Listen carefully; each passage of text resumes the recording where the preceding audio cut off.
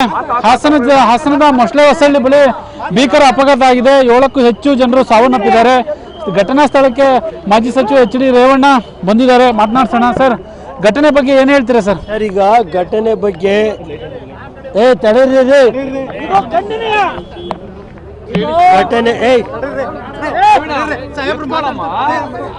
ಘಟನೆ ಬಗ್ಗೆ ನಾನು ಇಲ್ಲಿ ತಿಳಿದಾಗ ಎಂಟೈರ್ ಪೊಲೀಸ್ ವೈಫಲ್ಯತೆಯಿಂದ ಈ ಘಟನೆ ನಡೆದಿದೆ.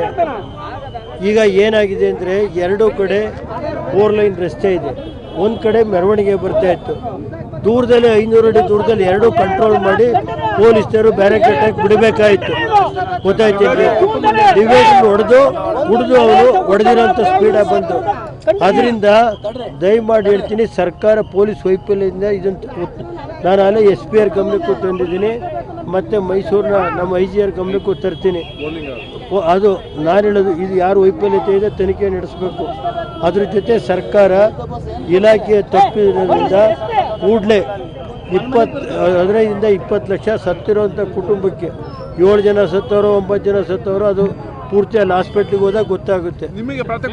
ನನಗೆ ಸುಮಾರು 6-7 ಜನ ಇದ್ದಾರೆ ಅಂತ ಹೇಳ್ತಾರೆ. ಇನ್ನೂ ಒಂದು 10-15 ಜನ ಹಾಸ್ಪಿಟ್ಲ್ ಇದ್ದಾರೆ. ಮೃತರ ಕುಟುಂಬಕ್ಕೆ 10ರಿಂದ 15 ಲಕ್ಷ ಪರಿಹಾರ ಕೊಡಬೇಕು. ಒಂದು 20 ಲಕ್ಷ ಕೊಟ್ಟರು ಏನಾಗಲ್ಲ.